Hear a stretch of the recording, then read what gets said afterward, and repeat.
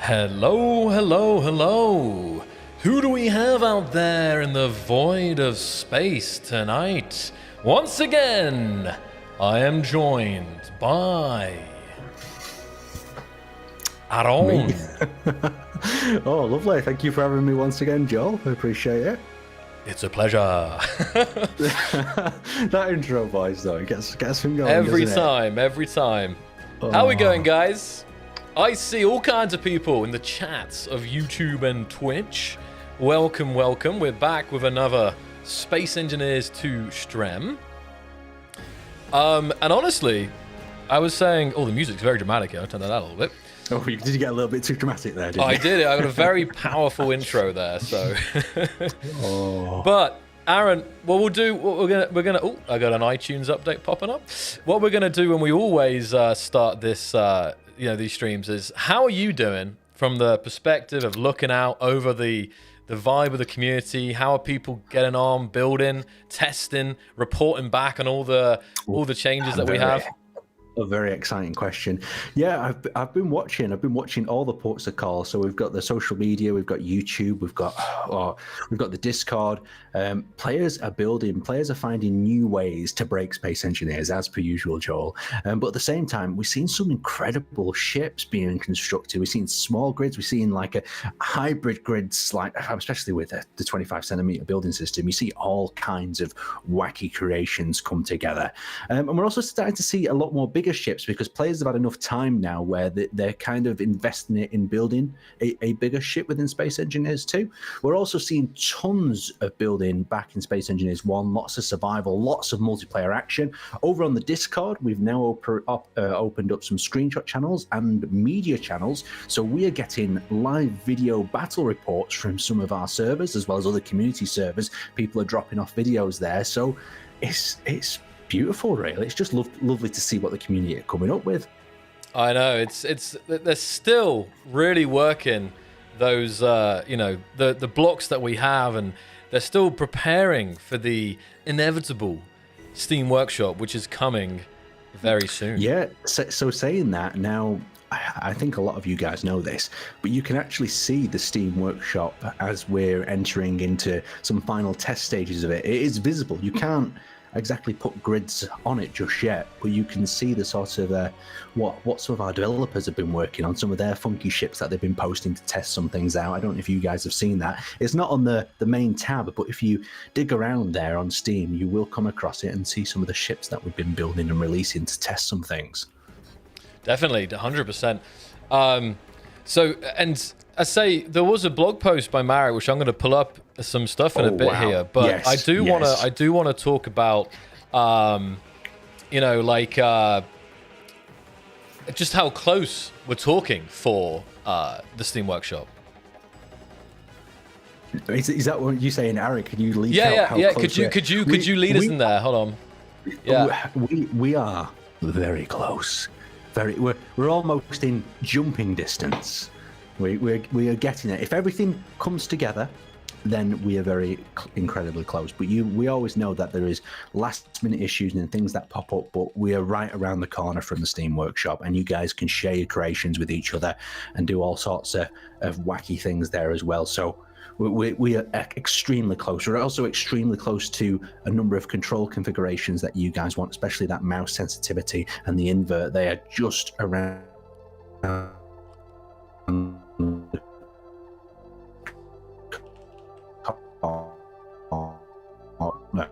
So just I lost Joel. Is Joel still there? I'm still here. We lost. I don't know. That was me. I always wonder. Maybe is the wind blowing again? But to finish that, it is dead silent. Where did I cut out? Where did I cut out? You were just about to say the new controls. I'm bringing up Marek's blog right now, actually. But you were about to talk about the those key binds and changes that players, the invert, y-axis, and all that as well. That's also what we really players are really looking for. So that's also coming soon. The mouse sensitivity is on the horizon. The invert controls are on the horizon. They are all coming in a very short distance of time, and they are required, as we know. We need them features so you guys can have a great time playing it and adjust them controls to how you like as well. what was that you were saying then, Joel? I think I've lost track. I'm just trying to get up the blog post right now, guys. Give me a second. Yeah, so I'll grab it up as well. Yeah. And then we can have a little look over it together. Let's see. Because this blog post was, I'd say, quite incredible, because these developer diaries, if you guys don't know anything about them, Marek has been going free range on these. He's dropping all sorts of tasty leaks in these dev diaries. They're actually so exciting from like a PR perspective as well, is because when we have one of these drops of information, it also means we can then scoop all this content up and deliver it to you guys in some nice bite-sized chunks or some video content as well. So you'll be seeing that going out over the weekend. Have you managed to get it up, Joel? Yeah, almost here. We're going to switch views then to look at this, I think. Let me see. We're going to go here. Oh, lovely. Right. So we're going to come in to this view. Yeah, so just as Joel's getting it up, let's say, we've got some very exciting cargo ships coming in update 206. As it's nearing completion. So they've got a sneak peek of 2 of the cargo ships that are actually really nice. We've got like one with some a nice blue one with some solar panels, and then we have got an orange looking one that's kind of off centered.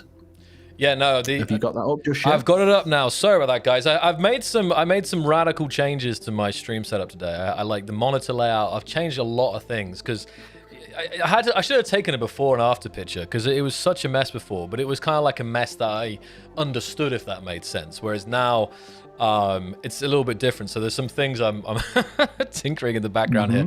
But anyway, got the blog up here. So let's kind of go over this here. Can we enhance? Yeah. I think there we go. That's the zoom that we want there. So what exactly is going on there, Joel? Well, could that be some blocks that we'll be seeing in the future? Because they don't look like anything that we've seen before, do they? They're not. And actually, it's again showing why these, the unified grid system is so powerful, because we have these stunning looking blocks, which I think is a better picture a bit further down here. But, you can just place a normal light on top of this. So yeah, obviously this is, well, guys, this is the blog post that Marek, the dev diary that Marek's doing every Thursday, to have a little sneak peek behind the scenes of what Marek's kind of looking at, and also just news from SC here. So we'll go over all of this. I think it's worth it here. So we can. Go ahead. So just a good thing to remind everyone as well before we get started is that the way these sort of dev diaries are done is they jump all over development. So it's not just from what's expected from the next vertical slice, everything that's going on with Space Engineers 1, then back to later vertical slices. So you're going to see everything from water here to vertical slice 2, vertical slice 1.1. So there's so many different bits. It's a jump everywhere. So it's just important to put that into perspective of the things that you see here might not be coming soon, but they're all being developed in the background. Yeah, definitely. Definitely worth mentioning there. So let's go down. So as you said, coming to Space Engineers 1, and I do want to say that we will be doing more Space Engineers 1 streams as well. We still have been doing a lot of SE2, and I know some people have been doing people have been wanting SE1 content too. So we will be doing that, especially on the lead up to 206. So here's a little presentation from, here's some sneak peek from the presentation that we had internally here. And you can see some fantastic new cargo ships. Look at these.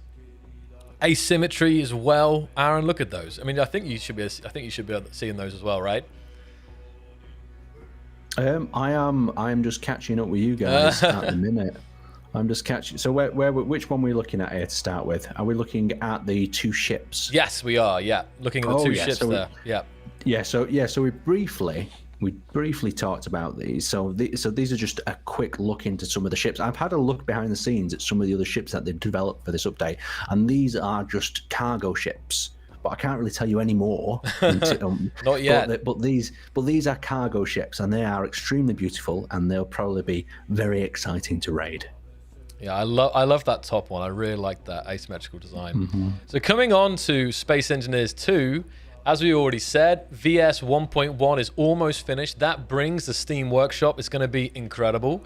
And I know it's just going to, even day one, it's going to explode. And I think we'll also have some kind of blueprints official blueprints from Keen as well, that you guys will be able to, like, you've seen some of the ones in the trailer, you've seen quite a few here. So I think even you'll be able to access those official grids that might have been you've been trying to find these these last weeks. So that was the first thing.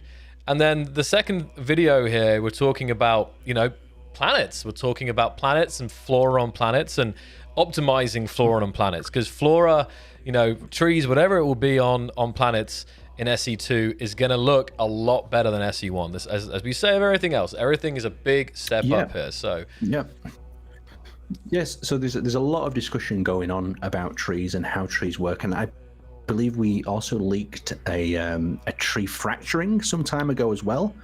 All things that they're experimenting around with of how these trees are going to interact with the player. But in this video here, you can just see how lush and dense this is a proper forest. Like we've had forests in Space Engineers 1, but they don't have this same sort of feel to them, especially when you're on a ground sort of level as well. Yeah, I'm just going to see here if I click on this, what's going to happen here. Oh, it's going to play nicely, I think. Yeah, I'll play this again. I'll bring this up. Okay. So we can see. Here we go. Is that the sound nice from the game? snowy area as well. And you can just see how, this is obviously, everything's work in progress here, but look how, because the density of the trees here, this reminds me of more like medieval engineers, actually. Like there was a, we're talking V-Rage games, like the density of flora in that was amazing. And honestly, it was crazy when you were running through the forest here. So, and this is how it is now, which I already is like a big, this is a significant step up, I think, even from SE1. But yeah, the guys are really cooking planets for Space Engineers 2. Exactly. So trees looking lovely. So coming down, another thing here. This is all like obviously this might not be exciting seeing some of the stuff, but this is some of the features that you guys want. But I think a lot of people recognize that performance is vital for whatever you're going to do in the game. So all of these things. The next one is animation culling. So obviously we have these fantastic animations in Space Engineers 2, including for reactors, for various different blocks. There's actually a lot, and I think that pattern will continue. So obviously animation takes performance here. So this is a kind of a way of saving on performance. Yeah, exactly. Yeah. So exactly, by disabling some of the blocks that are not being viewed or are too far away, then they can save a bit of performance. Now obviously, this is like I'd say that this is obviously kind of. Let me just put this on loop here as well. I'm trying to get this on loop so it doesn't see. Lovely. How do I get rid of this? Let's see. I'll put this on. Yeah, been watching the guide. Yeah. Honest Guide's great. So this is obviously turned up because obviously it's going to want to be done in a way that when you don't see it, right? Like now you can see it. Like you move away from the gyroscope and you actually see the animation stop. But in reality, it will happen at a point where it's so far away that it'll be like pixels on the screen, so you won't actually see if the animation stops or not. This is just to show you guys how it's working. As I say, with the culling distance artificially lowered there. So, but again, it's all just changes that are made to make the game run quicker. So. Exactly, and the next one, the next one is exciting. So it's quite a long video, this next one as well. So just bear that in mind. Yeah, no, this is amazing. So you've seen water evolving over the years, right, guys? You've seen, we've started teasing water. I want to say a couple years ago, but it was some time ago now. And everything from the 2D simulations, and now we have, you saw the dam, and now we have the dam being deleted, and the visuals of the water are being improved as well. There's, this. Look at that little ship. Did you see that? Did you see that little ship then when the water flew? Okay, hold on. I'm not watching it yet, but let me. Little bit of foam. Here we go. Yeah. So there is a ship just. Oh yeah, I'm not pointing, but down there. But let's watch this now. this is it's amazing. It's so cool just seeing So that little, because when we've been talking to the developers about this foam, the foam, yeah, look at the that. little white Yeah, bits you the see. little white bits there. Yeah, Yeah, and as yeah. So this it gives like a super visual cue to both the direction of the water and what's happening with it. So it'll foam up when when it's flowing over or moving around different objects. But then little visual cues with that foam is great for visualizing how the water's moving. I love when it hits that kind of mountain and then it kind of floods over the top of the mountain there. It's crazy. Honestly, like we're still like not even appreciating like what players will be doing with this. Like like this is like some experiment the guys have, but imagine here where you have your base like downrange of this dam and someone bombs a dam and starts, dam busters all over again and starts flooding down the valley, and completely like, yeah, it's just crazy, to be honest. So I'm hoping you guys are kind of seeing that this is still like the improvements are going on and on and on and on. And I think if you look back to where water in V-Rage has come, it's honestly it's honestly come quite far just over the last few months, because if you watch, I'm going to post some more teasers as well soon for some water bits as well, but if you see the other week we released a water flowing out of a dam, and if you watch the effects of that and you watch the effects of these new videos, you'll see just over a few weeks how it started to transform. Like, we've got an original dam busting video as well that's already up there, and you can see, if you watch that and then watch this, the water totally feels completely different from how it flows to just the quality of the water. Is it refracting? Is that the correct word? I'm not going to try and get too technical. But I know what you mean. But like, the glimmer on the water looks so much more crisp. Yeah, and I think that ship there as well. Like, I don't know what settings this world has. I think obviously that ship that you see floating also would be affected by that water and push. I think maybe there's a mode that's like, water interact. There's a certain setting that might be enabled in like the developer settings. But you can imagine that ship that was just hovering there, getting smashed by this water and like carried downstream, So, amazing video here from our team, and it's just a sneak peek of what is to come. So there is an even bigger one here. If you read the text and you say what that word is, a new block is just suddenly dropped into the equation. So this screenshot shows how the 25 centimeter unified grid system allows items to be placed on the Gear Forge's blocks table, and for a light to be positioned on the block itself. So again, you can see here how the blocks, some of these blocks don't have a light, but this is the Gear Forge block. What could that mean? What do you guys take away from Gear Forge? But just below that, you actually see a little light there just hovering below the top, but that isn't part of the block. That's been placed. There's an interior light that's been placed down there, but very cool. Gear Forge.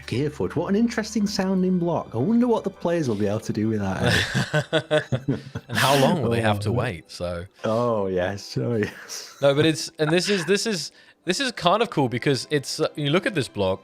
It kind of reminds me of the kitchen, actually, in Space Engineers 1. But it does. You might be forging something in the kitchen. But I think what's nice about this, it shows how there will be more decorative blocks in the game.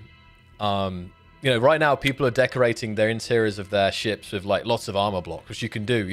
You'll be continued to do. But there's going to be so many new blocks in the game that you'll be able to.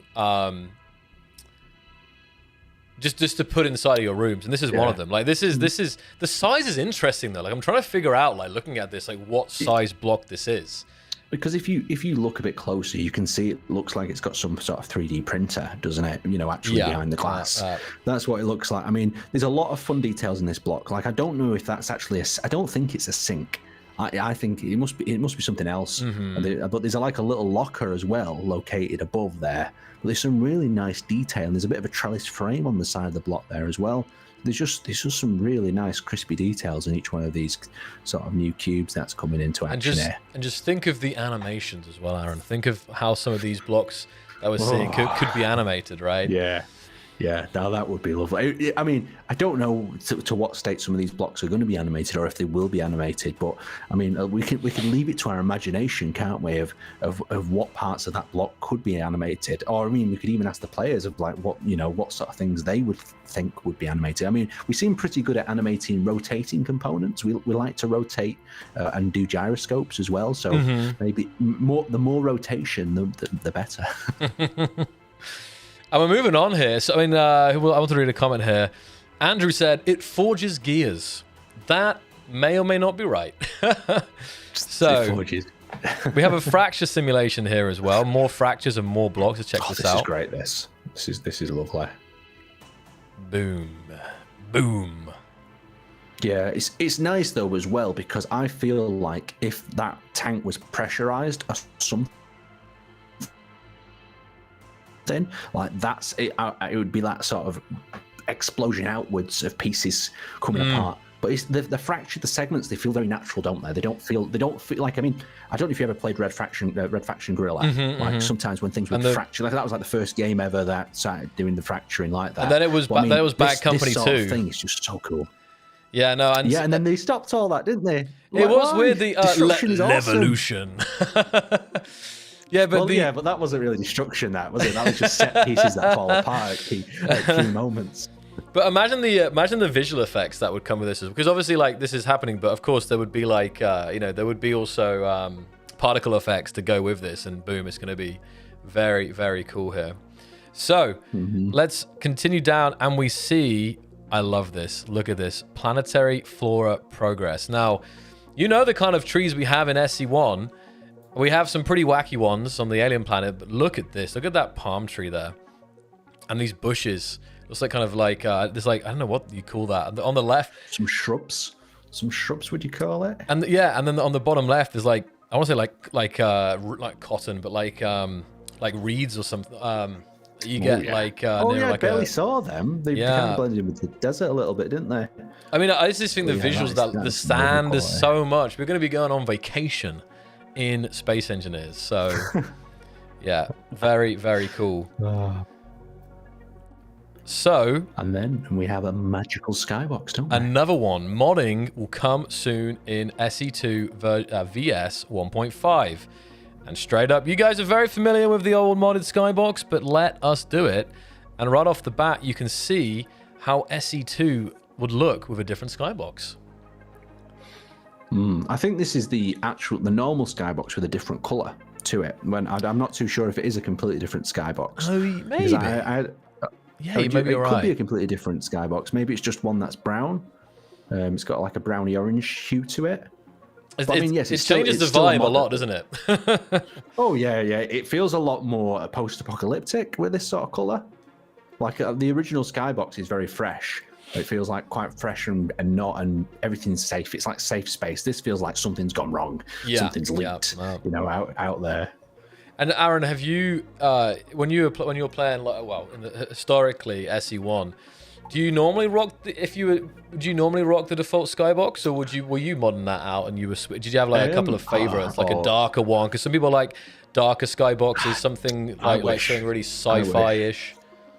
I really do like a dark skybox, but the only issue is when you're recording stuff, right? You have to make sure you have a contrasty skybox. So basically, in the end, I always looked for the skybox that contrasts the best and also has the best lighting. So the lightest skybox was always the best skybox, really, at the end of the day.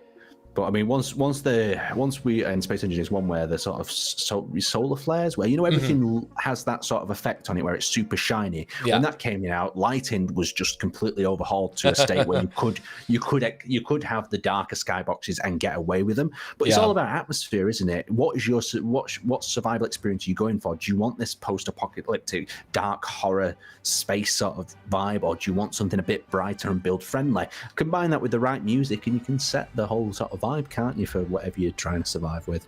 Yep, definitely. And I mean, what do you guys think about the skybox? Like, are you more for this orange, or are you happy with the default skybox? Or when modding skyboxes comes out in the workshop and people were publishing them, I'm sure that some people will just take the ones that favorites in SE1 and have them in SE2. I'm just curious if you guys are immediately changing, because I think there is a lot of people who play on this more hardcore, like really dark skyboxes, and I'd be curious. I still think SE2 is going to look nicer in that environment, because I love, as you guys know, I love how the game looks in the darkness. So I think darkness is somehow more satisfying and less like, I don't know word it. So I think it's going to be a better time, honestly. More immersive, perhaps. More immersive in the dark. Let me see. I prefer more just keep the different skyboxes options we can use.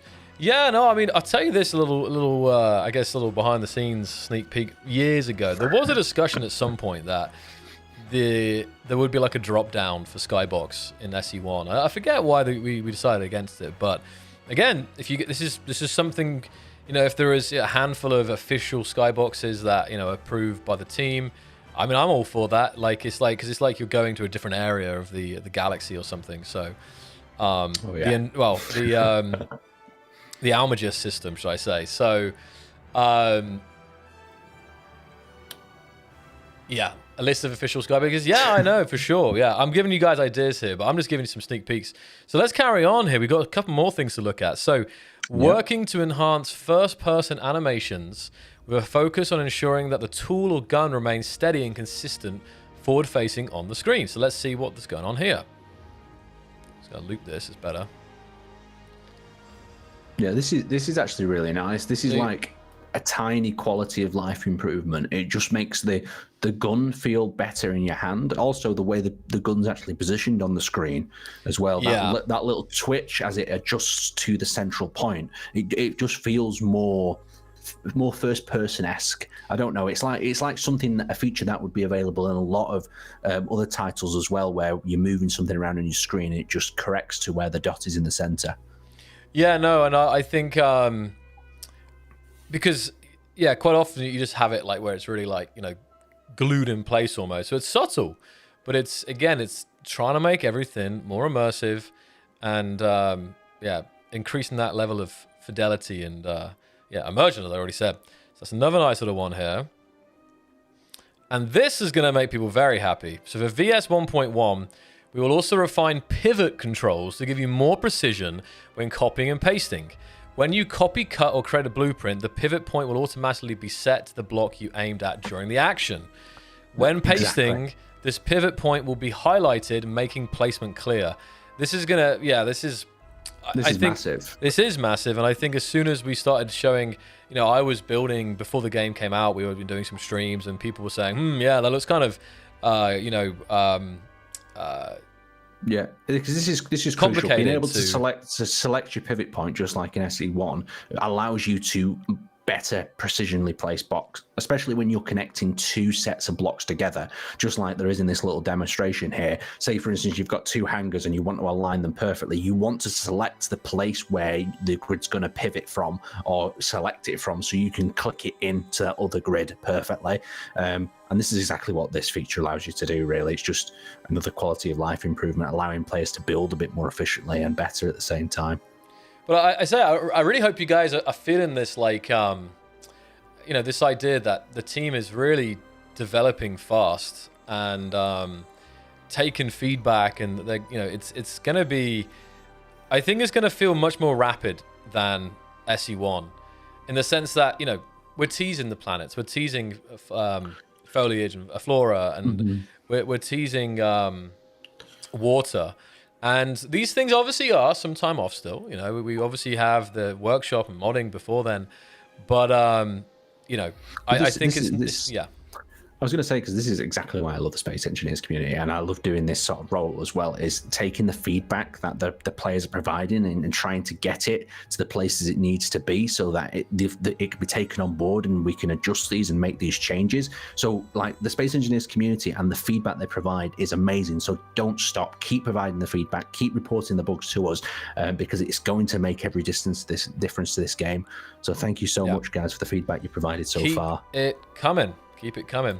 And kind of connected to that pivot point last GIF we saw, Aaron, we have another one here The snap size of the pivot point now determines the default snap size of the pacer grid or blueprint, giving you better control when positioning structure. So think about this, guys. So in the middle, that red block that you see there is a 2.5 meter block. So when you go to, like, you copy it from that 2.5 meter block, and when you go to paste it, rather than having like the 25 centimeter grid system where it's like very fine and you're trying to line up that corridor, it's very difficult. It basically changes the snapping so that it's changing in like a 2.5 meter kind of intervals, if that makes sense. So this was another thing when I was streaming, I think either in December or maybe it was the second stream we did. I was trying to, line up some modules, show some modular building. I was like, hey guys, I got good. And I did it very quickly, to be fair. But people did call out the fact that, that looked kind of hard to, get things aligned when you have 25 centimeters of granularity there. So this will make, building modular stuff easier based on where you copy the, the point from, if that makes sense. And on top of that, you still can use precision mode as well if you want to, so you can still line it up and take your time. But this just helps you speed up the process of building and just get things built faster, snap grids together, and get, because one of the biggest focuses that we've been working on as well is convincing players as well to start building a bit more modular. So you build segments of things that you like, and then you can snap them together. So to really feed into this sort of gameplay loop of building modules, we need these systems where grids will snap to each other like this, and they'll have a better relationship with the block that they snap into. Yeah, 100%. So we're gonna continue down here, and the next part here is AI people, and I do want to quickly touch on this, just in the fact that this is a game developed by our sister company, Good AI, and they recently just announced that AI people is turning into an action RPG set in 2033.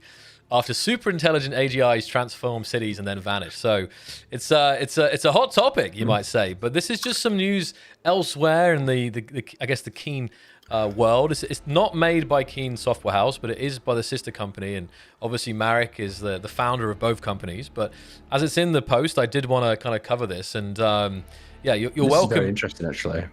Yeah, when this popped up, this actually got me quite excited, because I know that the Good AI team have been working hard to get the AI to interact with each other and have relationships with each other, and they can now remember a number of different things. I believe I'm just going off the top of my head here of what I remember them talking about, but doing that in like a post-apocalyptic environment, that'd be mad.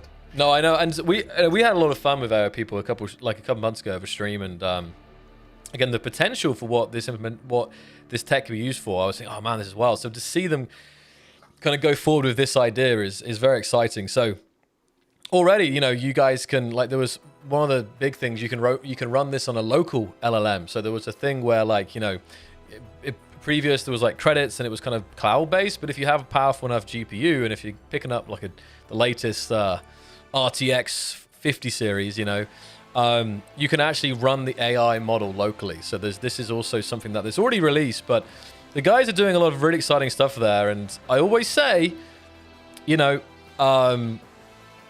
of the sister companies, they're always sharing information and tech. So who knows what that might mean for space engineers, in the future. So I'll just say that. Anyway, so that was the Marek's blog post, and I wasn't actually planning to go through it so much today, but I will ask the chats of YouTube and Twitch, give me an 07, give me an 07 in the chat if you didn't see this. Like, this is your first time seeing all these teasers. Because this is very... You know what they can do, Joel, if they didn't see it? What can they do? They could always subscribe to the newsletter. There you go. They could always do that, and that's always a good thing to do. and it's important as well, because a lot of the content that comes in the newsletter is often accessible before it's generally released to everyone else as well. So sometimes up to a week in advance, you could be receiving some of the latest updates from Space Engineers and the other projects that we're working on. So, and actually, funny, Aaron, it was good. It was worth going through this because good amount of people hadn't seen this yet. So I think it was normally we've been doing a lot of community spotlights, and I did change the title of today's stream to say news and community spotlights because I felt like we went through it. I felt like we had some, because I have to admit, like these newsletters, these kind of weekly posts on Marek's, they vary in the content in them and the amount of content. But I will say this one was particularly packed, wasn't it, Aaron? There was a lot of juicy It was a videos very, and very demonstrations. That was exactly the word I was going to juicy, meaty, as Marek loves to say. So it was lovely. It was a nice update. This and I think the whole of the team as well were like, oh, this has got so many things crammed into it, and we've got videos as well, so it's visualizing what's being worked on, so even better. Very, very nice. So I'll bring this off now, and we can actually, I think we could come into a little bit of in-game stuff today. How do you guys feel about that? I like the sound of that, Joel. I do like the sound of that. Are we going to see you building again? Oh, I don't know about that. Let's see. He's got a garage of different grids lined up for us, I'm betting. That's what we're going to be seeing. Aaron knows me too well. Let's see. Here's one I prepared earlier. Yeah, exactly. This is my very own grid. To see how long it takes to load itself up. The mystic transition.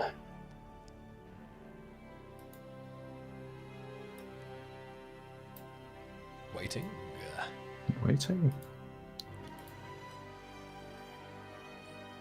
No one looking at the newsletter, just talk about it during the stream. Well, both. You can look at it early in the newsletter. That's the whole point. You guys will find out about it because you never know, me and Aaron. Maybe we won't. Who knows? Maybe we just won't say anything about it, and it'll go right over your head. Maybe dig in there, get in your little reading corner, bring up your tablet or whatever. If you're Nokia or whatever you're looking at your news on, and then check out what's happening. So you guys can see some preview here. Look at this. So I think I'm going to try load this up. Let's see if this works.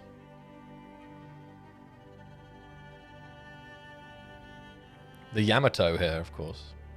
Oh, these are going to be. Now you've said that, I just saw the size of some of these grids. It's like, we're gonna be loading for a minute. No. Have some. It's going to be rapid. Look at this. Look at this SE2 load speeds, even with big grids. Big grids. These are big.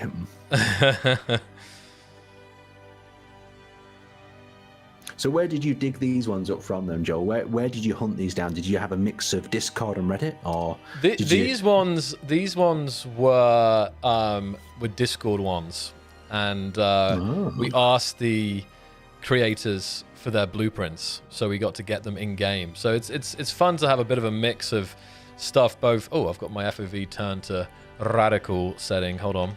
Oh, you've been zooming up. Yeah, you know the tactics. So hold on, Aaron. Right. He's been enhancing them visuals. You've been doing some cheeky screenshots, have you? Of these you know fantastic visuals. You freaking know it. Look at this collection here. You're delayed, aren't you? But wow! Have you put loads in one world? Yeah. Oh, that is perfect. That's an even better test. Look at this. We got our first. I'm seeing a lot of people do like to build with blue. I guess. Well, I tell you why. It's because obviously the color palettes right now is obviously. Yes. I just suddenly thinking because I'm surprised there's so many ships that have a similar vibe here. But actually now I just realized. So. Well, he'd be proud of the color palette, seeing all these ships in his favorite colors. Exactly. And here, of course. I'm going to just turn down. I was going to do some dramatic shots here, but we have the Yamato here. Look at this. Look at the size of that. Ooh. You started zooming in on something else, and then you just switched to the right. I know. But it's very hard. All right. Oh, I was wondering about that. Well, we're going to look at some in detail, but I'm gonna show you guys a little bit like the big white sheet is to fly underneath, so you can actually see these ships. In the darkness as well. There is asteroids, but kind of far away. And I tell you what I happen sometimes is that I actually lose track of the ships. If I fly off, because there's no GPS right now actually. So I've had it where I fly off of a ship and I'm like, right, let's go back to the start point. I'm like, oh, luckily I use my spectator to save the position here. So I'm in spectator mode, but that gives you guys a little overview of some of the things that are being built recently.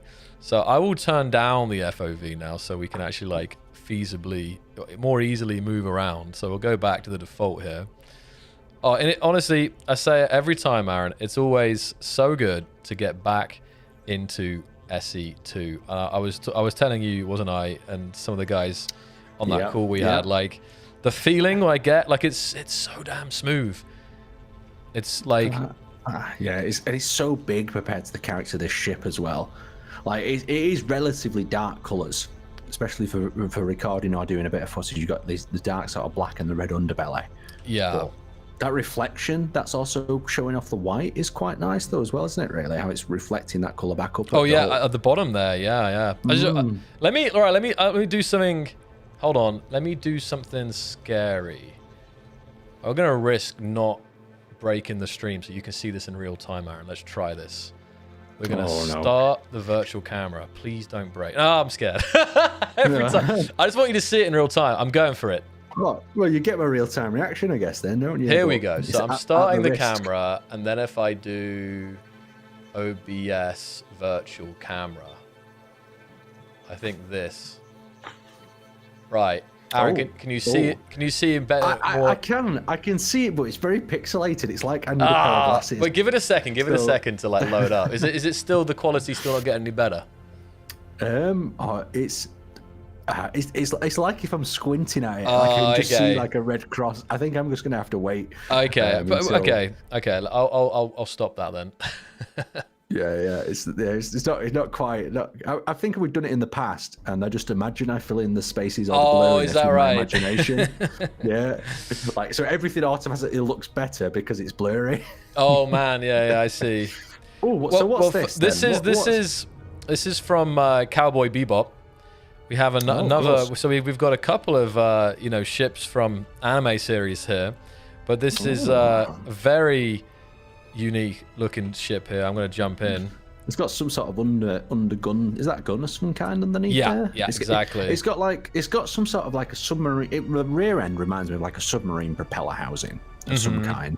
And then you've got these sort of wingtips. It's very unusual. Where's the cockpit? How do you even pilot this thing? Well, I had to find it. It was hidden inside. You can see there's little windows there. But let's see. So, yeah, this is the swordfish, Aaron. Do you see the name matching up? Yeah, the swordfish. Yeah, I'd see it clear. If it didn't have them wings on it, it'd definitely look like a swordfish. It's like a ship with eyes, though, isn't it? I like once you start putting eyes on things. It does. Yeah, you see that. Yeah. Oh. Yeah. Sorry, I just crashed. Sorry, my bad. You binned it straight away. Nearly. I think. Side thrust this one. Has it just got forward facing thrust? It only has little side thrusters, so it does have. So it struggles a little bit with stopping there, but yeah, I think I was safe because I was on the slower speed there. So they did see me here saying get better internet. But like it's just the stream delay. I know. It's not his fault this time. So this ship we looked at last stream. I'm not going to go over it again, but it was a stunner. And I'm just going to quickly run into this. Like we went over this. You'll probably when you catch up, Aaron. Tons of detail, and this was the one that had like the kind of rear cargo bay, and then like this living area in the middle here with a bar and a little table and stuff. So this is one of the ones that I think had possibly my favorite interior. I've seen. Yeah, I feel like I've seen this one before. Yeah, we looked at this. Yeah, we looked at this one last time. I just had a quick reminder, refresh for people who may have missed it. But now we can look out and see the ships outside, the lounge there. So it's got a lovely lounge to it. This also, if you turn off your headlights, it has lovely lighting, doesn't it? Oh yeah, my headlights on. Sorry, I'm ruining it. There we go. They've also used a combination of the heavy armor, so you get riveted floors in some areas. Yeah, like, there's lots of subtle things in this design, just to make it ever so more beautiful. No, I honestly like I was ruining it with my spotlight. Now I have my spotlight off. You can really see the vibe of this ship. White blue. That white blue is so subtle, isn't it? It's just it's lovely. Yeah, so look at that little orange, warmer, bit warmer lighting. It's all about lighting, though, isn't it? Really, the way you light your ship probably affects it more than sometimes how you lay it out. Yeah, no. I just wanted to, I mean, as spotted, yeah, we looked at this one last time. I just wanted to have a quick refresher just in case you guys missed it. But we can go look at some others here. Let's look at this one down here. So we have another ship, blue and white. Of course. And what's interesting with the Gatlings, you have like, obviously right now they're small, right? So like, you have in the space of, it's just interesting. You have these Gatlings can be placed on that Yamato. You see what I mean? Like that huge battleship. So yeah, they don't quite look the right size though on the big So that what's crazy is the thing is in the future, you know, new weapons and stuff. Like I feel like, you know, it'll be inevitable to have bigger weapons, but that means you could also place these bigger weapons on small grids. Well, not small grids. Well, that's smaller size grids. Yeah, but that's something that people have wanted to do forever, haven't they? Because even on the larger grids, people like to construct smaller turrets because in a lot of ways, some of the smaller weapons, if you configure them correctly, can be more effective. I mean, there's more like player-designed weapons, isn't there? So like using the small grids, you can build yourself a lovely ball turret, for instance. So I definitely expect to see that again in the future where people use a smaller grid on a bigger ship. Yeah, I mean, I guess it could happen the other way around where people try to stick a massive cannon in one of these smaller grids just because they can. Glass, yeah, it's gonna happen. It's gonna happen. It's all grid, exactly. So this was another build here, and again, I just like they have these kind of columns here, and it's a very clean aesthetic. But I like it because even though it's brighter, I mean, even though it's brighter inside, it's not like I don't know how to word it. Like the lighting is still good, even though it's like super bright inside. If that makes sense. Quite sharp lighting, isn't it? It's got nice little columns though to it. I also like a cockpit where you can visually inspect your Gatling guns from. That's always a nice feature there. You can just look at, you can watch from barrel to target and what's exactly happening. Yeah, I think a lick of color in here would be nice, like a little ribbon of like a. You know, like a green or some sort of, you know, they have a strip that leads you around the ship. Yeah. A little ribbon of colour wouldn't hurt. But apart from that, it's a beautiful design. It's lovely, and it's got that levitating cockpit as well. You can't argue with that. A lot of designs actually have this kind of floating cockpit going on. So we're going to move on to another ship here. This one has also a really cool interior downstairs. So. You know what? Let's actually take this now. Here is from the outside, Aaron. Oh, so you're going to be able to the windows. The windows are nice. So yeah, there's just so much detailing going on though in some of these sections, though, isn't there? Like, yeah, it's definitely got a lot going on. I like the little insert at the front there where it separates apart. Is that lighting? What is it? What's that little dot and dash sort of thing that looks like from a distance? Is it railings? It's armored blast protectors. The ones at the front, these are like the half cover walls with lighting behind. Oh yes. And then it has like antennas down the kind of like strips here, just tucked in like that. Oh, it's got the name on the side. I'm getting to that. I'm getting to that. Look at this. This is definitely something. So this is the Rift Moth, and again, it's just crazy that people are already doing this. So you have like a layer of armor cut out. You have a gap, 25 centimeter gap probably, and there's an interior lights behind that, and then another. So there's like a slight kind of like, I don't know, 3D effect going on there. But yeah, it lights up the name of the ship there. It's pretty awesome. I'll actually fly it underneath so you can see it pop in the darkness, I think. But yeah, this is a little bit it's nice, very 3D. It is. Very 3D. Super nice. So if I'm going to fly inside now, massive thrusters at the back. This one has also a really, really cool interior. So we just have the entrance here. And first up, this is kind of like a bus. We got look at the carpet, Aaron. Look at the freaking carpet. Oh, a carpet. We got carpet. Yeah, carpet. Oh, wow. That's nice, that. Oh, did I say it like that? Yeah, carpet. Oh, no. It looks like a bit of a church in here. That reminds me of that. That for a second, I had like flashbacks. You know, what was that meme of like, you know, get out of my car or something like that? Do you remember that one? Get out of my car? Do you remember there was that meme like 10 years ago? In my mum's car? Is that yeah, is it me mum's car? That was it. Yeah, that was it. When I was hearing the carpet there, yeah.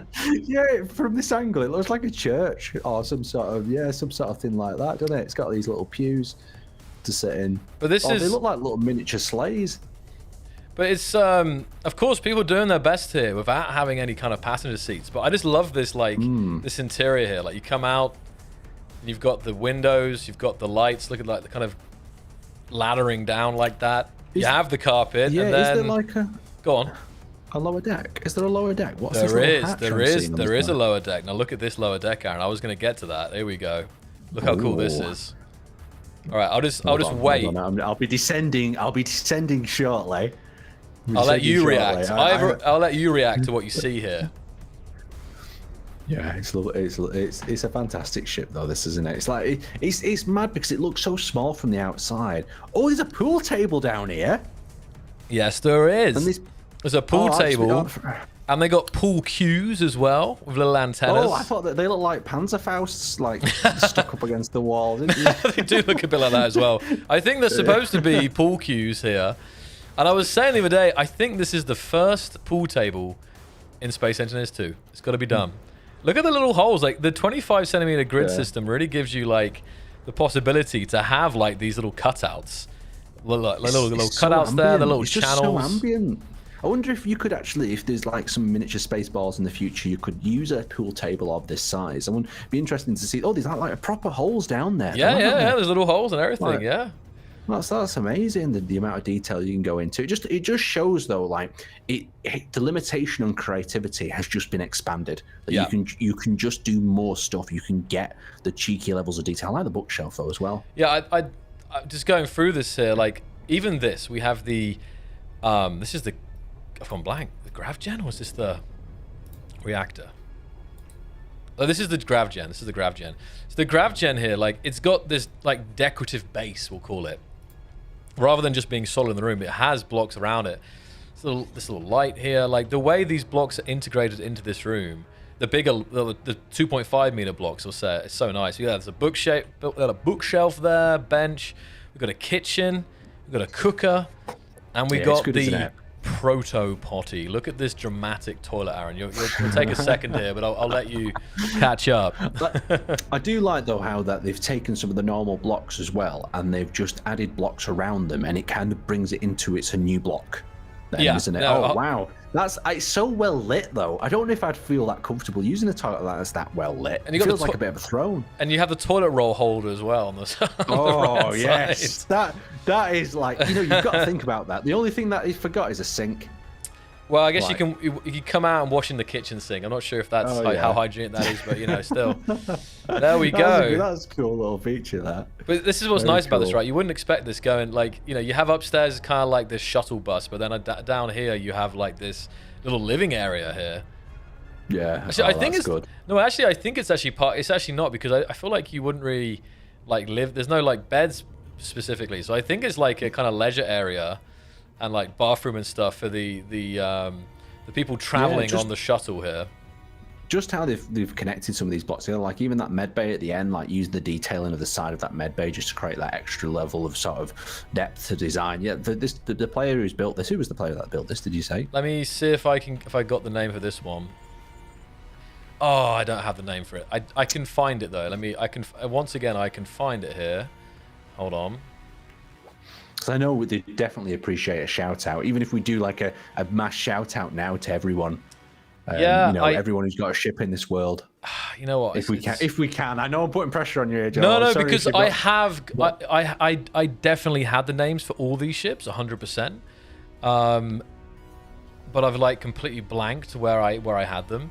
But luckily, if there's any consolation, when you and Drewy are posting on socials, you have a very nice template prepared with the name of the player and the name of the ship. So I'll have to see if I can send this ship to you, Aaron, and you can see if you can queue this one up to be posted on socials. Yeah, we've got 2 templates between us. I know Drewy's got one that looks very crisp, and I've got one for the TikTok and the other Instagram reels as well. So whichever one it ends up in, your ship will look high definition for sure. But remember, if you do want to get some of these ships to us, the best place is actually on the Discord. Like we are looking still over that hashtag SE2, but if you do post them on the Discord in the SE2 screenshots channel, it makes my life a lot easier. And please bring 4 pictures of the grid, and in some cases you might get reached out to. Yeah, I would say 4 minimum, because yes, there's some incredible ships that people are posting, but they've got like 1 screenshot, and you're like, please give me more. Like I want to experience this thing from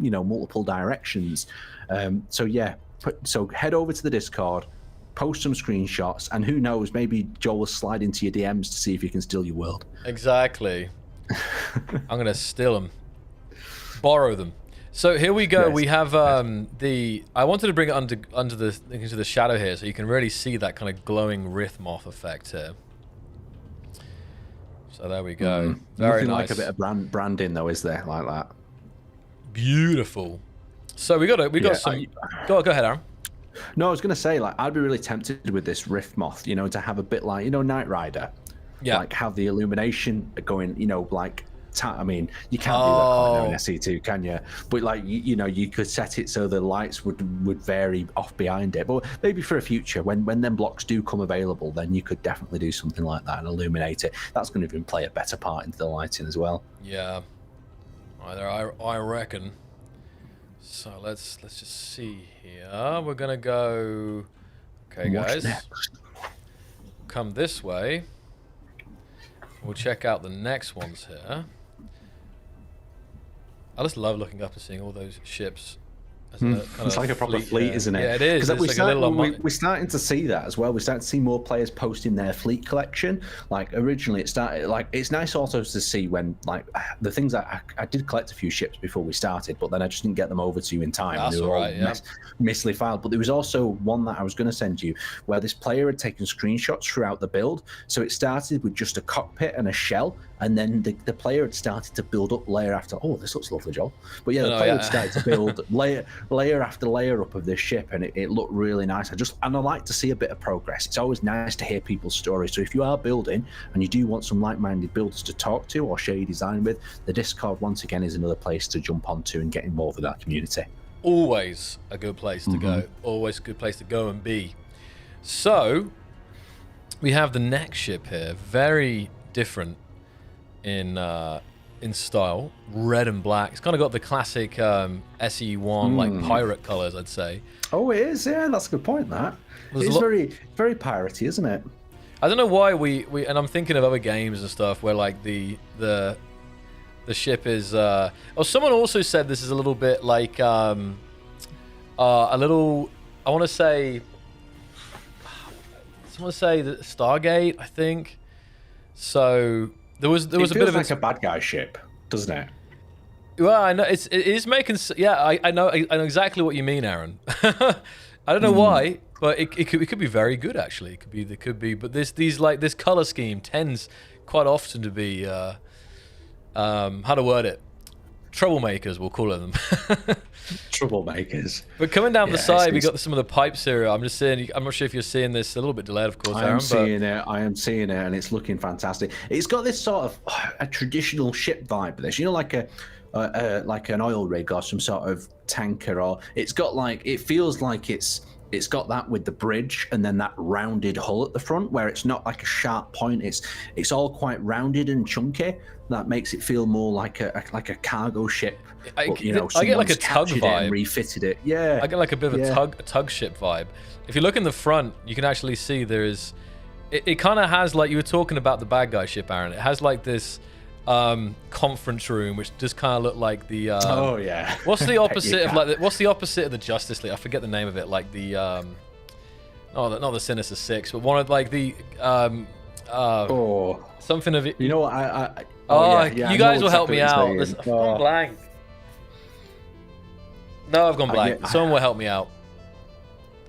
So I know what you're talking about, and there's a few others just like it that would really do with a boardroom like this one. The boardroom. I mean, this Unjustice League. Like Hall of Doom.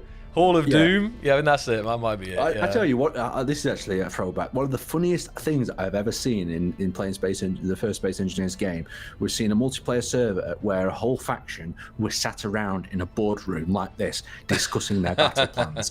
It was the most funniest thing to join this chat and hear this being discussed, but visually see them at the table. But to make it even crazier, they had a holographic projector where they had got some blueprints of the enemy ships that they were analyzing in front of them. It was so cool, it's so immersive. But yeah, it was like just out of a movie.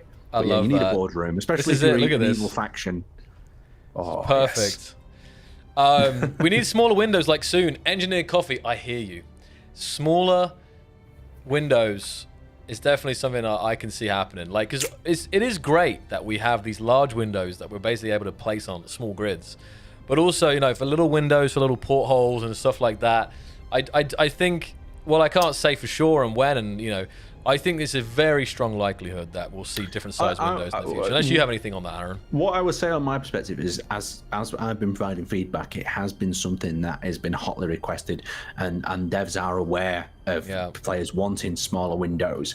But there's a lot of other things between here and smaller windows that they want to get implemented. So yes, keep the feedback coming, and we'll put notes forward. We'll suggest these things to them, and just like Joel said, it'd be something that would make ships look even better. Definitely them smaller windows. You could even do tinier fighter cockpits then, and really surround that.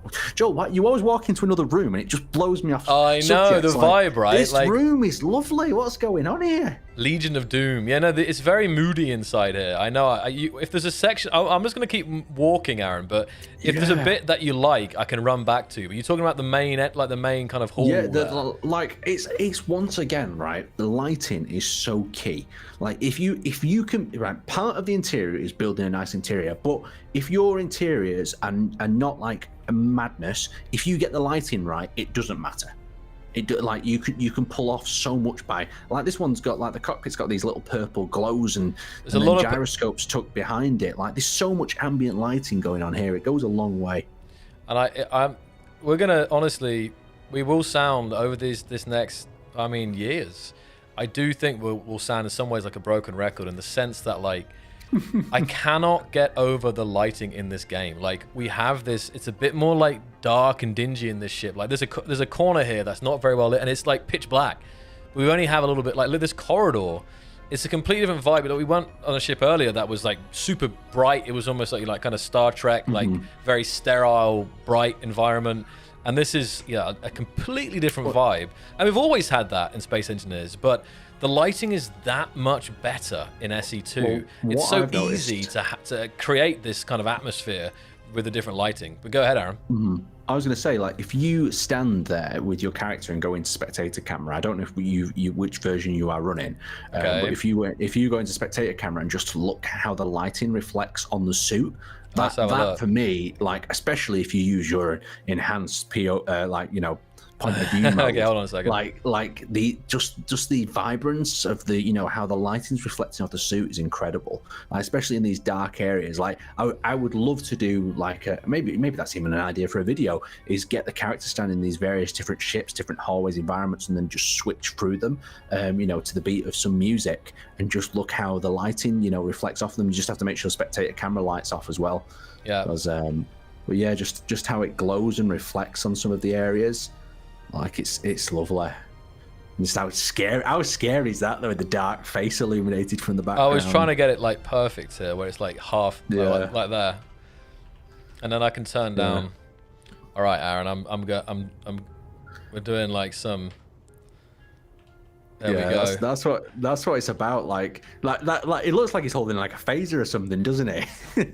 He's like, there we go. Like, imagine some, like, cutscene and stuff, and this is really, really, like, long way off, guys. But as you know, there's going to be a story campaign, and there is lore in this game, and and with that, obviously, you can expect. We've shared some of the lore on that. We've already shared some loose story, but to get a good campaign, like, having like the cinematography and stuff like that. So, like, yeah, this is because I was going to say, what sort of accent do you guys think, or what do you think this character sounds like? Because I don't know about you, Joe. I don't. Yeah, maybe. But I wonder what, like, because if you're playing a game and the character doesn't speak, you kind of make up a voice for them, don't you, in your own head? So I wonder, the players who have been playing Space Engineers all this time, have they made up, like, a voice for this character in the head? Like, I mean, if you just you can trick it. So if you jump between the character and F9, I've just done it. I've just done that. Yeah, you can. I think that's, like, because we should have that, I think, where you can control an F9 like an SE. It's being looked on better spectator controls, so, for sure. Like, right now, it's like this weird thing where, you can trick it. If you're moving when you press F9, then you can do this thing that you had in SE1 where you can, you can control the player as and the spectator static. But this is, it's interesting as well that you can see it points the laser pointer of the. On the actual aiming point, this is interesting there. So Yeah, it feels like it's going to be a skit this of where you run through one door and then pop out the other door on the other side and go back and forth. But yeah, no, the aiming reticle is quite interesting. I wonder if you paint from in here as well, it'll still go to that aiming reticle, because I'm guessing. Let me see. Hold up. I mean, we're testing very niche features here. Like this is like a place that you'd never probably do. Okay, so we're gonna do. I'll just like paint it. Well, I actually know what color. Okay, let's go fine. So all right. So now if I move. Oh, here we go. Oh, damn, that's nice. Yeah, look. It does work. So it still follows that reticle. Look. Did you just show a handgun off nearly then by mistake? No, that was the it's the welding tool that sometimes appears, so yeah, so there we go. That's a pretty cool trick.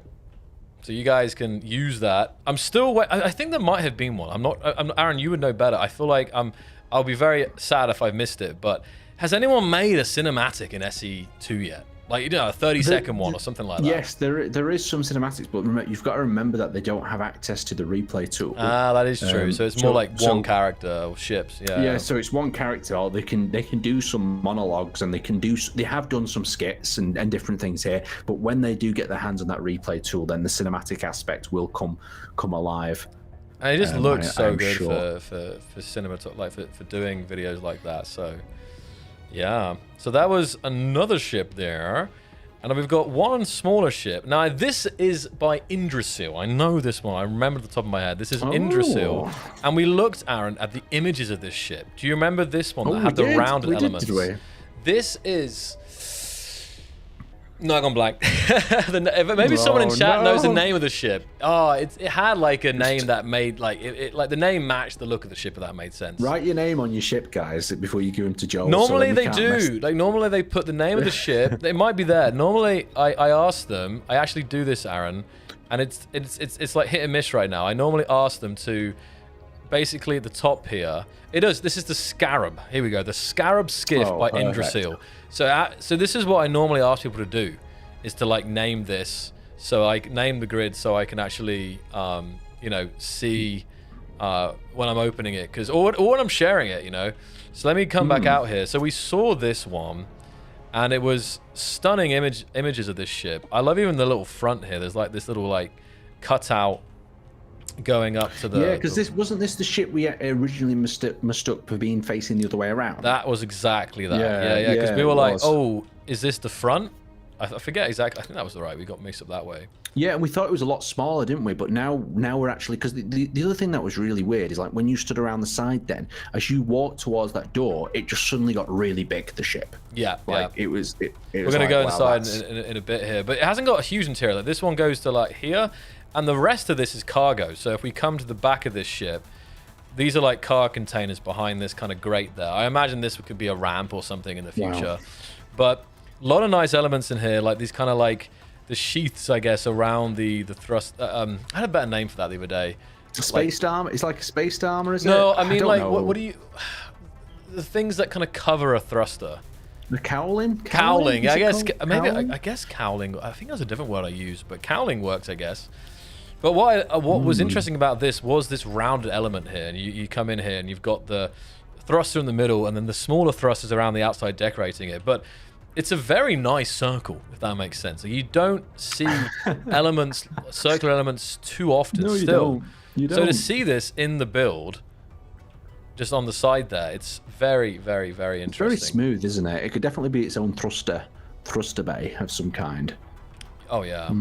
I like how they've integrated the landing legs into the bottom, though, as well.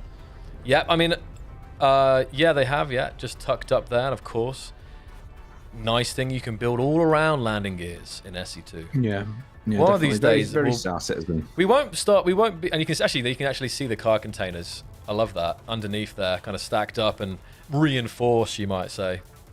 Oh yeah, it's lovely. That it's a lovely build, isn't it? I'm so proud of the stuff that the community is putting out. It's like it feels like being, you know, like a proud dad. You see the stuff they build, and you're like, that's lovely, son. You know, I'll put it on the fridge. No, I'll exactly. Put it on the fridge. No, really, it is. And this is just like month. Well, hold on a minute, Aaron. It's now been like a month now. It's 28th of 28th of Feb, and the game came out 27th of Jan.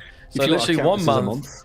1 month, and look what people are building in 1 month. Imagine in 2 months, or in 1 year, for example. Send your ships in, and me and Joel will stick them on the fridge. Exactly.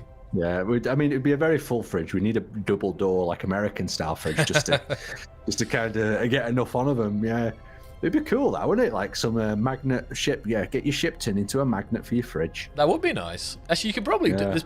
You could do it just from like a service that does like cutouts of any pictures, but. Yeah, because as soon as they can mod skyboxes as well, you'll be able to. I'm sure there'll be green screen skyboxes as well, so that you can edit your ship. And especially with all the AI technology that's out now, you could probably whip into Photoshop, get your ship on your green screen, and put it into any scenario or movie or whatever you want. You know, you could have some of the main cast of your favorite sci-fi series aboard your own ship with some of the AI tools that they've got. And I tell you what, Aaron, and talking of like, and you mentioned like, I'm still excited for more 3D printing stuff. Like you had them on the desk. I think the last stream you were showcasing them, but yeah, they're still there if you need like, them. I always wanted to have like, my dream ships, and I think this is when I was younger, especially. I think I did it. I remember doing it with some Star Wars Lego, where you have them like hanging up from your ceiling on like fishing line, So imagine like 3D prints of, and you could have like I say diorama, but like.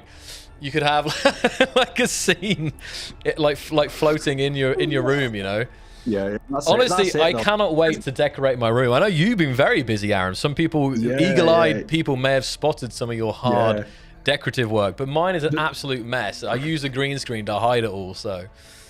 Yeah, there's something about having like the physics. Like there's some madness about having something you've built in game. Be a physical thing. I mean, I don't know if it's just like a like a toy thing, like when you pretend to fly that ship through the air, like it's like takes you back to your childhood. But yeah, having something hanging from the ceiling, it would be a really cool idea. I know these old prints are pretty delicate and whatnot, but every time I see this, like I've dug it out over the years many times. The little Henry ship, it brings back me all the memories of that series, all the great times I had with Tazu and Sage.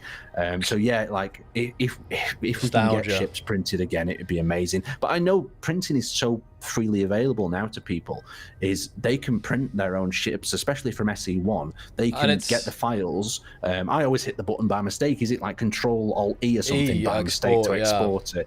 Yeah, you can export your ships, and you can print them off yourself.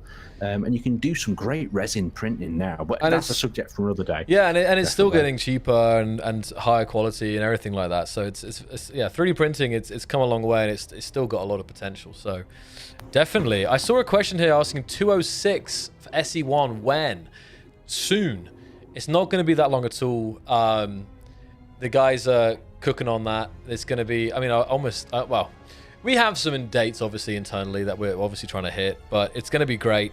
We've teased a little bit about it, and I think we'll probably, there'll be SE2 1.1 and 206, and it'll be around, I'll say around the same time, but, there's not going to be too much of a gap between these things. But I think whenever that SE1 update comes, we'll definitely pivot, and I think me and Aaron are already talking a little bit about what kind of content we might be able to cook up. We've already got a ton of content planned for that. And the other thing, like Joe was saying, is it's such an exciting time, even for SE1. This next update that's going to be coming, some of the things that you're going to get your hands on. Like, I understand now exactly, Joel, how you don't want to spoil things. Because the blocks that I have witnessed and previewed, like, I can only hint at some things, that, let's just say, I don't know if I should say anything, but there's bubbles involved. I'll say that. There's some very nice, high quality looking bubbles involved. Oh, that is a big teaser. Bubbles. Oh, I know exactly what you're talking about. Bubbles. Oh, well, yeah, the people might take that an interesting way. What? Yeah, so guys, bubbles coming soon. I wonder what that could mean. You'll find out not too long. In the not too near future. But Aaron, come into this bridge real quick. I was a bit delayed here. I just love this bridge as well that Indrasil did, because a lot of people are basically building their cockpits on like their flight seats on like a slight, raised platform. I'm seeing this a lot, but it's so nice. And then I'd kind of match that on the ceiling. There's like this channel, and there's like this kind of button panel above that. I just think that looks so good, so much better than just having like flat on the actual, you know, just straight on like the main floor. Just having that little raised section there looks so good. And also these little cutouts here as well. Look at these cutouts, Aaron. Oh, yeah, it's nice that, isn't it? It's so subtle. Such a subtle detail. That's it though. You can do so many subtle details, and the other point though, it is totally optional. You can still build ships like you did in SE1 if you wanted to. Yeah, you can forget about doing this detail. Like, 'cause I know a lot of people got a little bit scared because they were like, "Oh, there's so much detail, and oh my god, I have to detail everything." No, it takes so much time to build things. Yeah, you can still build like in SE1, but the best thing is now you can rough a ship out with the traditional building methods, and then you can come back in and start crafting and working out which bits you want to add a bit more detail to. So it's a good combination, really. I'm laughing at people saying some of the people another aquarium block. Do you know what, that's a good guess. Clan Cola really? Now with Fizz. Yeah, but another thing with this bridge, I find it so often in SE2. Right now, it feels like I'm in a brand new custom cockpit block. You know, we have we have the industrial cockpit, the standard cockpit, the fighter cockpit, the flush cockpit. Like, this view that I have right now, without looking around, it feels like I've got a brand new cockpit. Do you know what I mean, Aaron? I look to the right. This has actually been brought up though as well. I don't know why. Why is that? Thicker. The glass is thicker now. As well, yeah? So some players have noticed it's thicker, and there's some people who love it. I personally like it because it looks like it's reinforced. Oh, and it rather than the you. thin beams. I know what you mean. Yeah. So your beams are thicker, and that wedge between the glass is thicker as well. I feel it looks more like a protective cockpit that could stop perhaps some some sort of rounds of bullets, rather than having that thin plane of glass in between you and the enemy. Definitely. No, I really like that. Take this ship underneath now, and we've got one more ship to look at here, guys, today. Ooh, the shadow here. Nice. I just wanted to bring this underneath so you can see also the nice work that Indrasil. Oh, actually, I wanted to look up on this cockpit. This seems to be something you like to do, Joel. You like to take a ship from a well-lit area and then take it into the darkness. It's because like, it looks. What is this? But look at this vibe. Like, it was nice lit up, right? But now, like, because the lighting, the way that, because especially on the exterior, like the lighting, like you didn't notice these red lights as much, did you, Aaron? Now look at them. Look at those little tiny little slits, and the red light beams out across the ship there. And you've got these navigational lights. Take them into your little dungeons and exactly. My like little from dungeon. The outside, though, I think it looks a lot better, like in the light. But yeah, you don't see these extra details until you do take it into darkness. Yeah, it's just the fact that I would never really take a ship into darkness in SE1 if I'm showcasing it. But like, there's a certain vibe that you get now by taking it in, like this over here, like the Rift Moth. Like this really. You really get to see the detail on this by bringing it into the darkness. The light kind of shining out from the the main room there, and then these glowing text and stuff like that, which you can see it in the light, but it really pops when you take it into the darkness for that contrast. So that's it. Tara said the lighting in SE2 is so nice. Yeah, there we are. Right. So to finish we're going to finish with the Yamato here. Look at this. Is this drivable? Is this drivable, or is this just You can get in it, but it's very, very slow. It is a work in progress, I'll say that. So I'm going to fly around this. Actually, I think I can get the name for this one. Come on. Because is this still in progress? Because I've noticed it's not got its battleship cannons just yet. Is that going to be introduced when maybe they get their hands on some rotors in the future? So just before I forget, and hold that thought. This is by Shinda Akuma. So Shinda Akuma built this one, and it is a work in progress. Sorry, Aaron, what was the question you just asked me? Because I was just, well, you've answered it pretty much. I was saying, like, I'm pretty sure this has some deck guns on the top of it, but they look like there's an area waiting for them. So exactly, you can see them here. Available at a later date. And you can imagine how big like in a real battleship, you see the turret on top of battleships, right? But then it's a bit like an iceberg. Like the amount of stuff that, like the ammunition, like the loading system. Have you ever seen like a break? Have you ever seen have you been in one? I have. Been in one, Joel? I have never had the honor. Have you? Yes, we will go. We will go and see one. We will go and see one. Okay, but you know what I'm talking about, right? The way, like the kind of the whole system to power one of those turrets is like deep and like it kind of goes down. Like you have a little bit on top, obviously doing the shooty bit, but then the whole system. Is that right? The basket. Yeah. So because it has to rotate between, like, it's the same with tanks and stuff. But there's also an interesting thing where ammunition has to be transferred. From the actual ship to the basket. So there's an area where there's like this crossover between this rotating area and this, and then they're like either funneled up in like a rack or a belt or this. It's a whole fascinating. And some have like autolators with levers and things. Oh yeah, it's a can of worms. That it'd be lovely to explore and have a look at that, and then try incorporating one of these loading designs into a space engineer ships. I've seen people do them. We've seen belt-fed weapons in space engineers. Haven't we? We've seen all sorts of crazy battleship type weapons. So this is, I'm saying, but just you know that's coming. But right now, like, still the amount of work to build this. You can imagine what it would take in SE1, and I think there's a lot of 2.5 meter blocks, but I know the ship already has some detailing that you wouldn't be able to do in SE1.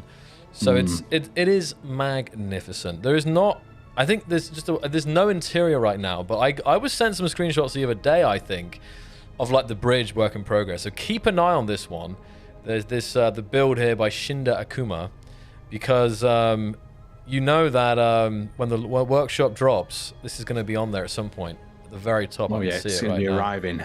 Yeah, so the interior just doesn't have too much in. There's just a couple of sneak peek, I guess, rooms. There's some kind of corridors here down the side. But... Yeah, I think for the next, when we do a next spotlight, I think we should aim to try and get some big ships on, like some big ships, and because we've seen a lot of medium to sort of smaller ships. I mean, the only other one was the big 40k ship, wasn't it? That was the other one we looked at. But because there's always a bit of sacrifice though with bigger ships, because you spend so much time crafting the exterior, is that sometimes you don't have an interior. So it's a bit of a trade-off. And the other thing is, with all that space, right, and all that detailing that you can do now, if you detail one area of a big ship, then you're going to go, oh well, I can't have like a low detail version over here and then a high in this area. I've got to carry out through my design.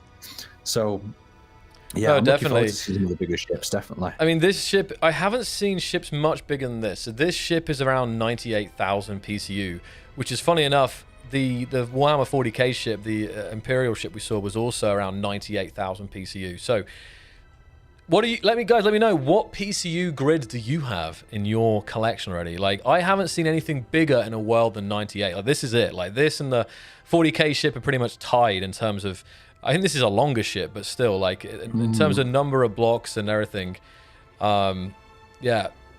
I mean, of course, you have that PC limit right now, so people aren't going to go above that. But still, like, there's still a lot of room. You could have. Yeah, I've definitely seen some big ships, because even the developer ship, is it called the Napier? Is that the one? Have you seen the Napier? Is it Napier? What's it called? I'm not sure I saw the big blue one. It might actually be in your actual blueprints, but it's like a really big sort of cargo transport. Let's have a look. Ship. Hold on. And it says, I think it says Napier on the side, because I've used it in a few of the trailers and teasers and whatnot. I got the Astero. That's another really fantastic design. But I mean, soon with the workshop coming, everyone's going to have so many blueprints here. They're going to be playing and working out and smashing ships that other creators have built, testing out different theories, armor thicknesses. There's just so many little subcategories in the community who are experimenting with total different dimensions, really, of things. Yeah, you've got a good collection here. Look at my collection, guys. It's pretty fine. Yeah. Mike Angel's 40k cruiser. We got fighters. We got, obviously, you guys. I'll never forget this, to be honest. The Shockwave here, because this was the ship. Oh, man, there's just been so many ships. Yoga, I knew I'd remember it. Yoga built the Shockwave, and this was like week 1. Aaron, you know what I mean? And it was one of the first ships. I think it was the first hotfix that we had. Yeah, Drury used the image of this ship. So that's what I'm saying. But that was like even after a couple of days. So I'll never forget the shockwave, and then Yoga followed up with the barricade as well. But yeah, go ahead, Aaron. You got a story to tell, I think.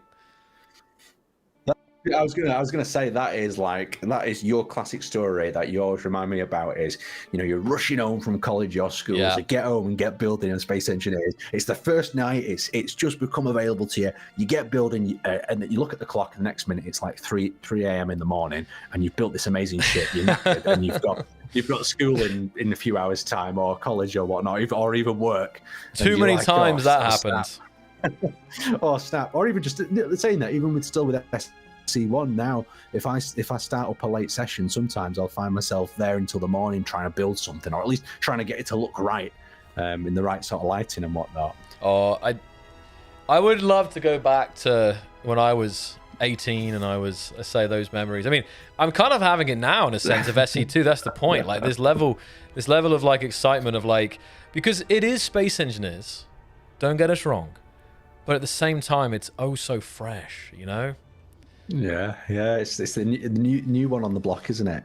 Definitely. That 10X. I just realized that other ship I just got out. I realized I'll keep that for another time. It was another one by Mike Angel. I don't think we looked at it yet on the stream, so I think I might keep that for next time. Yeah, but because it's just going to keep evolving this as well. Like this initial stage is all about founding like a strong foundation. It's like you're pouring your concrete, you're getting the basic mechanics perfect, like the building, how it feels to play, and then that's just going to be stacked on with feature after feature.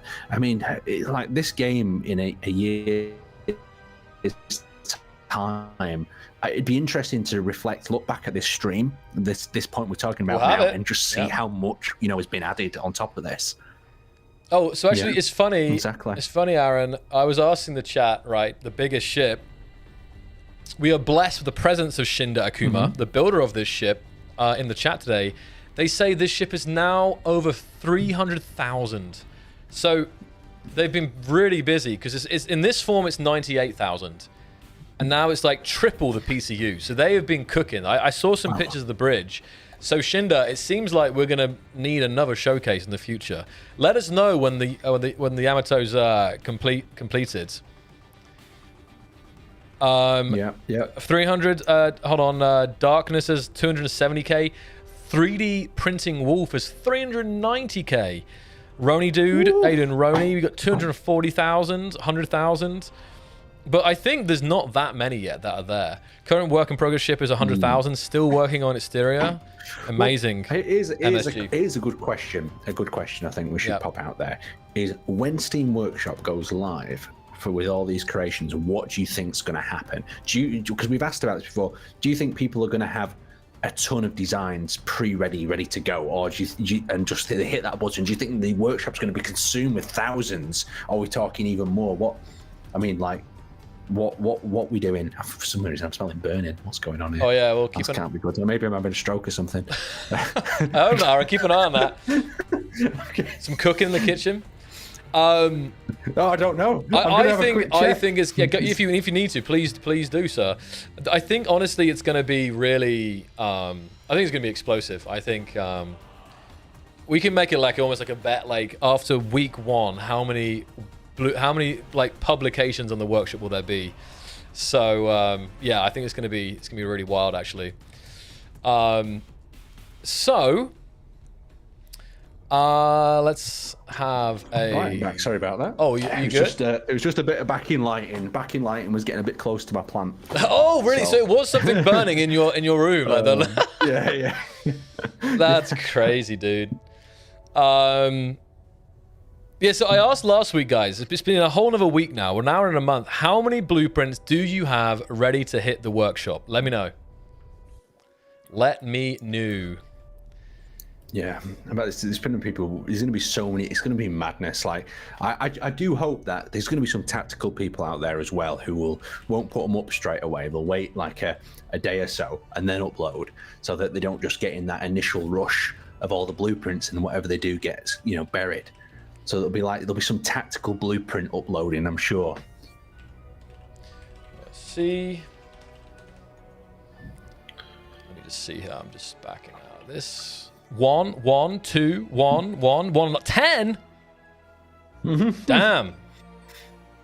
Who's got 10? Wick has 10. Incredible. What's he been? He's mass producing there. He's got like a shipbuilding factory that we don't know about. 3, make it 3. I have 3. Raven has 3. Raven was also reminding me of all the times I crash ships. That does happen quite a lot. Personally, I think maybe people will wait till there's more blocks to fill in the design gaps. Ooh, maybe you're right. Maybe you are right. I don't know. People can always update them, right? Let's see. You know what 4? would be interesting as well is to see some of the ships that people have recreated in SE2, where like we see them side by side, we see what they built in SE1, and then what their recreation looks like in SE2. I think that might be another good idea to pull some of them ships perhaps in a video in the future as well. So we can have a look at the difference of detailing that could be creating, or what the designers kind of gone, oh, I can actually do this in SE2 now. You know, I'll try this. Oh man, just reading over here. When the Steam Workshop goes down due to blueprint uploads, it's overwhelming the workshop day one. See, yeah, because I can't remember, like, it's so long ago, as I can't remember. I just remember the workshop being there, and people were just uploading. There wasn't like an on button for the Steam Workshop like there is now. So, you know, there's every possibility that people will upload so many blueprints that, you know, the workshop will be buried with bricks. No, it could happen. It could happen. Aaron, I better build a ship before the workshop comes out, right? I still got to make one. Yeah, because I was gonna say, I was having a discussion with someone the other day, and I believe that Space Engineers has some of the most workshop items on Steam. It's like I don't know if you know about this, Joel. Is it like 4th or something? It is. Is it more than that? It's top 5. Maybe it is 4th or 3rd. It's really, really high up. So. Roni's waiting for more blocks. Roni, I know you can make magic. Roni, where are them Roni cinematics? I know you can cook. Let's see them. Yeah. Send them me. Send them me. Send me them amazing Roni cinematics. I tell you, Joel introduced me right when I was in Prague to the Roni cinematics. And to the Roni. Dropped. Yeah. These were amazing. The combination of music. Like, to be honest, there was loads of other creators we had to look through. We just had like a bit of a creator binge where we watched loads of cinematics from different creators and had a bit of a reminisce and whatnot. But yeah, some of the stuff the community make is mad. It's lovely to be in this position where you can check out all this stuff that the community are building and seeing how they're interacting with each other as well.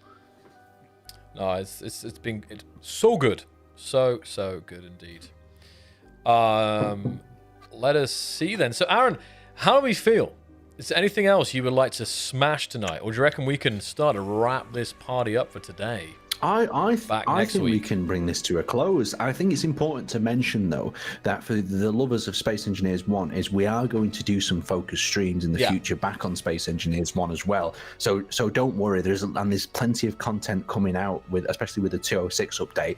So you're going to see us split ourselves a bit further. Like Joel said, we're coming that hot period of where there's loads of things on the horizon for Space Engineers 2, and loads of things are happening. People are building. People are going crazy.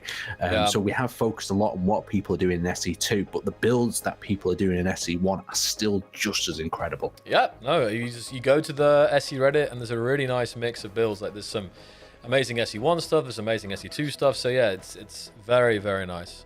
Very nice indeed. Well, on that point, guys, on that note, I hope you enjoyed today's stream. On that bombshell, then. On that bombshell. That was going to be a top. We obviously, we covered it a little bit different today's stream. I really hope you appreciated some of the kind of breakdown of the blog, because you might have missed that and some of the stuff that's coming short term, but also longer term, the water and everything, all that good stuff. Had a look at some of these amazing builds that players are building. And as Aaron said, the things to be in the Discord server, discord.gg/KeenSWH. Aaron's keeping an eye out for it. They're still looking for the hashtag SE2, SE2. And we're still hunting. We're on the hunt, and you see there's a lot of stuff being showcased on the socials, on TikTok, everywhere. So definitely keep sharing. We want to share your builds. It might be on the stream. So yeah. In addition to that, though, is with SE1 stuff, as we come back to doing more of the SE1 content as well, get your stuff on on the Discord once again. We've opened new channels, we're starting new areas to explore, and we're engaging. There's a lot of help as well on our Discord, so if you are looking for help, then come along there and see what this vast knowledge base of players recommends. Of course, there's lots of opinions mixed with facts in there, so you have to decipher your way through it. And on top of that, there is the other thing is, Space Engineers is an amazing game to make friends with. And if you want some people to find to play your survival with, get on that Discord, get talking to people, and you might just find, like that's the amazing thing about this as well, Joel, is the friends that I formed along the way of playing Space Engineers are people that I chat with every day now, and we jump into games and do just more than just Space Engineers. So Space Engineers friends are for life. Community. Yeah, exactly. Get stuck into that Space Engineers community, make some friends, and the friends that you struggle to survive with are the ones that are going to last you a lifetime. That's my dad advice for today. It's a beautiful way to end, Aaron, because it's so true. Like, I think especially already now, just in because we didn't have Discord and stuff like that when we had the forums, but still, I always think that when survival comes, I think that will be another big. That's where friends and enemies will be made. So that's the biggest. There's. I think that's a good thing to end on, though, isn't it? Like, I think we need to start ending on a bit of Space Engineers dad advice, for them players out there. There it is. That's the dad advice for today, guys. So I can finish this. Also, say the Discord, but also the support site, guys. Keep leaving the feedback. Check out all the socials. Subscribe to the newsletter if you're not already on the newsletter. And let me think. Anything else here? Only other thing, Aaron? Big reminders for reminding of the community. No, we've covered everything so well, and it's just like I said, get your feedback, report your bugs. We're always listening, and just become part of the fantastic Space Engineers community. Get stuck in there. That's everything I've got for you today, guys. Thank you so much for being part of our community. That's a great way to end it. The best community there is. So. And to say that, let's do some shout-outs then. So who do we still have in the chats of YouTube and Twitch today? Let's have a little look. I can get some names here. One of these days, I'm going to leave it to Aaron to do this. He's going to check his speed. All right, let's see. I see in the Twitch, Raven, Astroman, Starfleet King, Viking Engineer, Zemo, Raven, Histidin, Upjet, Astroman, Livian, Viking Engineer, Oworth, Captain Terok, Adorinen, John, Hand of the AV Guy, Astroman, Darlax, Light Pyro, Starfleet King. I also see Snowfox, Dagonius, Loreen, Imperatoria, Wolf Knight, Shinda, Wick, Comet, Jim, Another Laughing Man, Old Iron Guard, Mad Dog, Darkness, Goran, Koroneko, Badger, Andrew, Drew, Glent, Jordan, Koroneko. I think I got everybody there. James W, Viking Hando, Aki, Shinda, Akuma. I got pretty good. Andrew Kelly. Awesome. Fantastic, guys. Well, we will wish you a great weekend ahead. I hope you guys get to play some Space Engineers 1 or 2. And we will be back very soon. And we'll also be back pretty soon with Marek when that 1.1 releases. So stay tuned. Stay tuned. We're getting closer and closer, obviously. But really, it's not that far, guys. And you're going to be sharing all these blueprints you're seeing today. They're going to be smashing the workshop, smashing records. So thank you, Aaron, as always, for joining me on this wondrous Friday night. That's it. And I hope, Aaron, you have some nice plans as well for Friday night and the weekend. A pleasure as usual, Joe. Some recharge over the weekend, as always, is good. Oh, I always do. All right, then, man. All right, guys. Heading out on that note. See you later, guys. See you guys. Have Bye. a great one. Have a great evening. I'm out.